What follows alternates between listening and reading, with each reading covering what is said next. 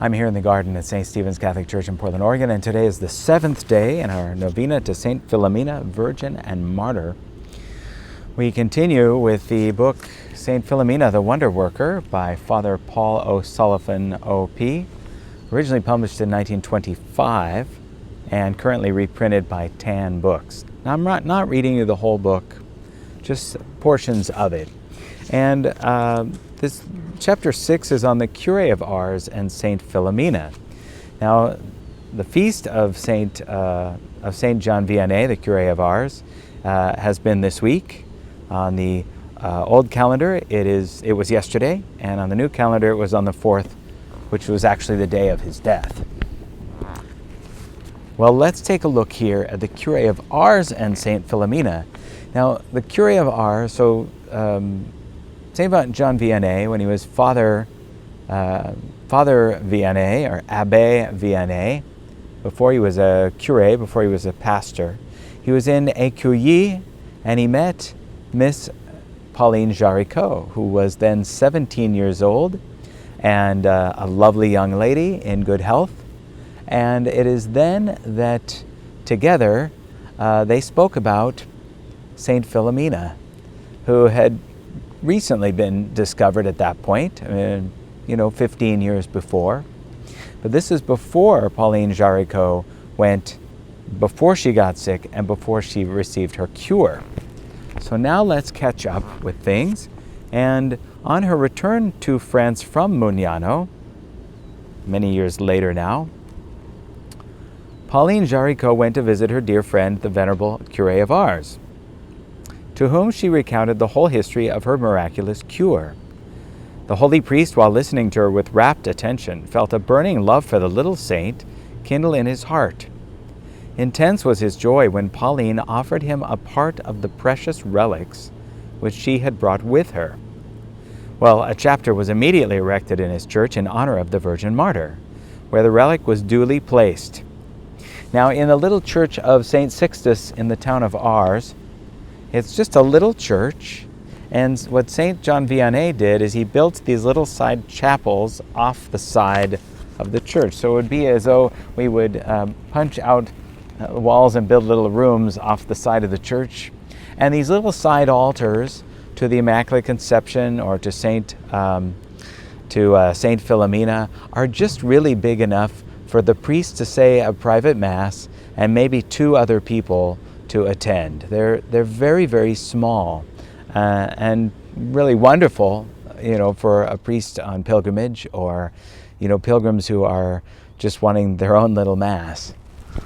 So he built this side chapel then to St. Philomena. This chapel soon became the scene of innumerable cures, conversions, and miracles. Monsieur Vianney dedicated himself by special vow to St. Philomena, and a marvelous intimacy became evident between the good priest and her, whom he now considered his celestial patroness. He did everything for her, and she did everything for him. She appeared to him, conversed with him, and granted everything in answer to his prayers. He called her by the tenderest names, and she delighted in bestowing on him the most wonderful favors. His gift of miracles was extraordinary, but far from producing in him the slightest notion of vanity. It was the greatest cross he had to bear. He was wont to throw all the blame on St. Philomena. "Oh, it's St. Philomena. I wish she would work her miracles away from here," he would say with a laugh. But all the same, the little saint seemed to take keen pleasure in teasing her holy friend by performing her miracles by his very hands. On one occasion, a poor woman in the midst of a crowded church besought him to bless her sick child. The venerable curé could not resist the supplications of the poor mother. He blessed the child, and it was instantly restored to health. "Oh, said the holy man, full of confusion, making off in haste to the sacristy. "I wish St. Philomena would have cured the child at home." In season and out of season he spoke of his dear little saint, and soon all France rang with her name. Every diocese had altars and chapels and churches dedicated to this wonder worker, thaumaturga, which means wonder worker. In Langres alone, there were no less than 12 churches consecrated to her honor. Her 3 feasts, August 11th, her principal festival, May 25th, the finding of her relics, and Sunday within the octave of the Ascension, the feast of her patronage, began to be celebrated with great pomp and attracted immense crowds. Conversions at Ars, and what St. Philomena had to do with them. Now, more than ever, was St. Philomena to work wonders for her holy friend. When great sinners came to him, after exhorting them to sorrow and moving them to repentance, he used to send them to the altar of St. Philomena to ask her to obtain their conversion. We will quote 2 of the innumerable instances. First, a distinguished savant from Lyon, Monsieur Massiat, set out on a scientific exploration in the mountains. A fellow traveler, an old friend who was going to Ars, said to him, "Come to Ars and I will show you a curé who works miracles." "Miracles, my friend," he said, laughing. "I don't believe in miracles." "Well, come, and I promise that you will see and believe." "If you could make me believe, that would indeed be a miracle. But, as Ars is not far from the scene of my explorations, I don't mind if I do go." And the rest of the story we shall leave to Monsieur Massiat to tell in his own words. Beginning of long quote. "Arrived in Ars, my friend put me up at the house of the widow Gaillard, where we both shared the same room. Early in the morning he called out to me, 'Massiat, will you do me a favor? Will you come to Mass with me?' 'Go to Mass? Why, man,' I answered, 'I never went to Mass since my first communion. Ask me something else.' 'Oh, you'll come, old friend, just to do me a favor. It is there you can see and judge the Curé for yourself. I only ask you to use your eyes. I will get you a place where you can be at your ease.' 'Well, frankly, it's not much to my liking,' I replied, 'but I will go, simply to please you.' Well, we got to the church. My friend put me in the seat facing the sacristy, and shortly afterward the door opened and the curé, vested for Mass, made his appearance. His eyes met mine for one instant, but that glance went right to my heart. I felt myself crushed beneath his gaze. I bent my head and covered my face with my hands, and all during the Mass I was immovable.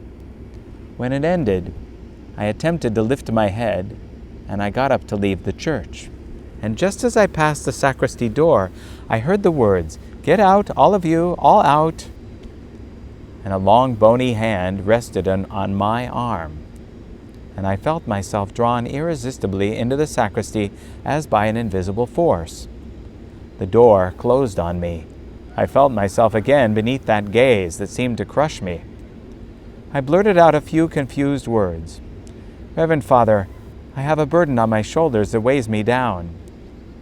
Then I heard what seemed an angelic voice, such a one as I had never heard before, so sweet that it did not seem to proceed from mortal man. 'You must get rid of the burden at once. Go on your knees, tell me your poor life. Our Lord will take the burden, my friend.' And then I commenced my confession.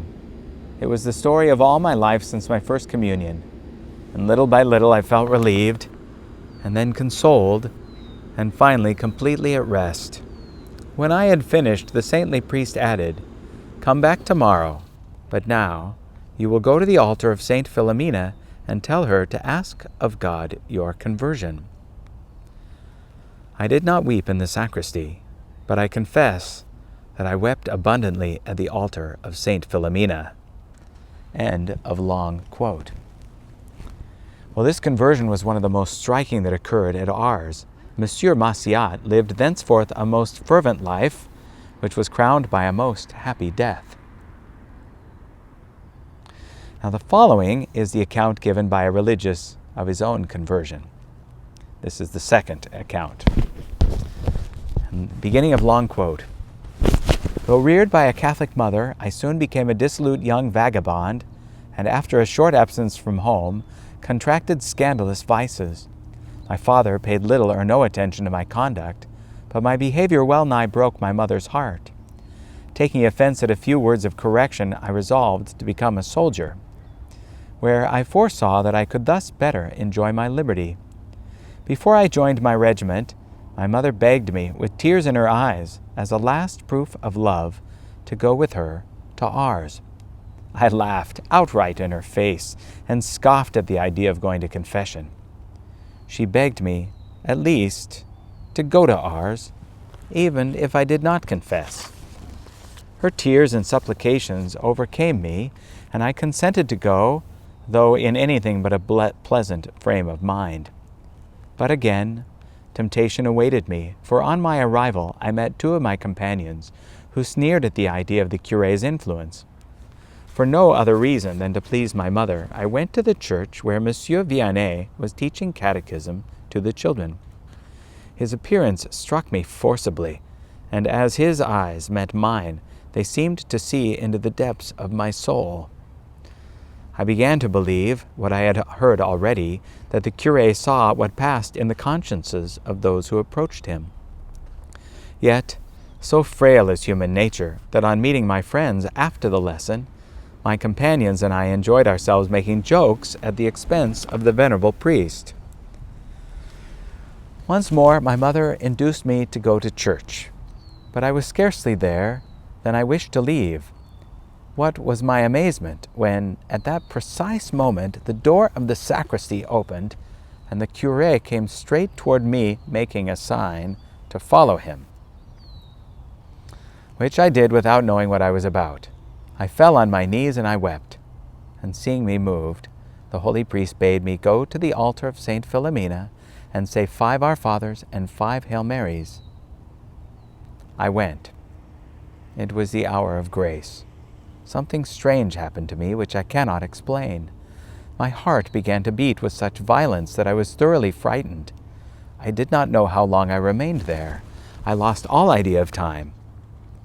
What I do know is that in getting up, I was no longer the same man. Tears choked me. I had to go out and breathe in the open air. And my two friends, on seeing me, exclaimed, "Oh, how you are changed! You have all the appearance of being converted." "Perhaps so," I replied, and I turned brusquely on my heels. Though they made most desperate and wicked attempts to pervert me, thank God I was proof against all temptation, and have now been enjoying the bliss of religious life for 16 years. End of long quote.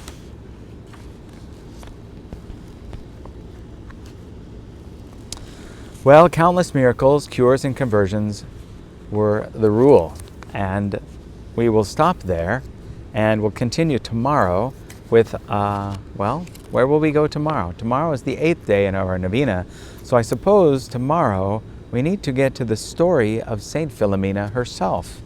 Now recall that her relics were found and nothing was known about her, and yet there is a life story and an account of her martyrdom, and that is what we will look at tomorrow.